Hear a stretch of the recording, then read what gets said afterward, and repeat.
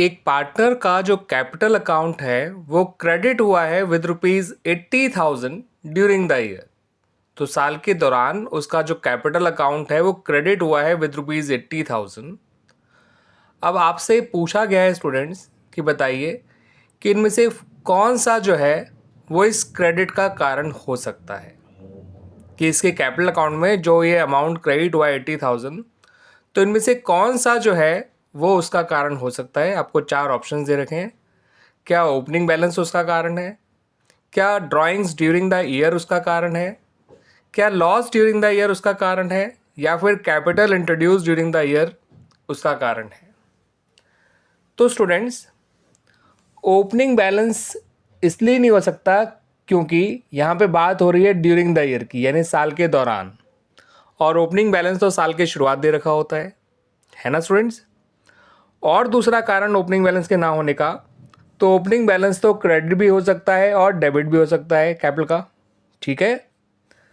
तो that's why opening balance तो इसका आंसर नहीं हो सकता, ठीक है।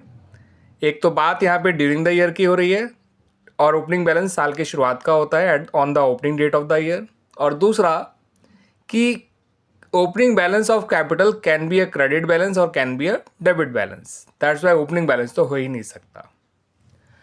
बात करें ड्राइंग्स ड्यूरिंग द ईयर की, तो ड्राइंग्स ड्यूरिंग द ईयर की वजह से कैपिटल जो है वो डिक्रीज़ होती है ड्राइंग्स की वजह से, और जब कैपिटल डिक्रीज़ होती है तो उसे डेबिट किया जाता है, ना कि क्रेडिट। तो ड्राइंग्स ड्यूरिंग द ईयर तो इसका रीज़न नहीं हो सकता है, ठीक है स्टूडेंट्स, क्योंकि ड्राइंग करने से कैपिटल कम होती है और जब कैपिटल कम होती है तो उसे डेबिट किया जाता है, ना कि क्रेडिट। बिल्कुल ऐसा ही रीज़न है लॉस ड्यूरिंग द ईयर का।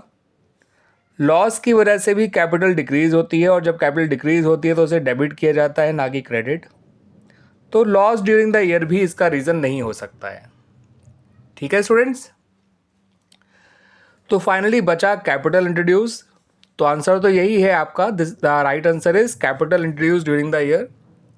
अब लेकिन यही क्यों होता है वो समझ लीजिए।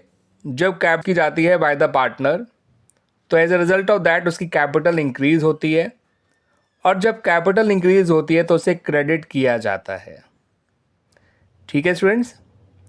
तो इस पर्टिकुलर क्वेश्चन का जो आंसर है, जो सही ऑप्शन है, वो है कैपिटल इंट्रोड्यूस्ड, ठीक है। बिकॉज कैपिटल इंट्रोड्यूस्ड जो है वो कैपिटल को इंक्रीज करती है, ठीक है। यानी कि ₹80,000 जो है वो कैपिटल इंट्रोड्यूस की गई होगी ड्यूरिंग द ईयर, जिसकी वजह से कैपिटल अकाउंट जो है वो क्रेडिट हुआ होगा, बिकॉज इसकी वजह से कैपिटल इंक्रीज हुई है।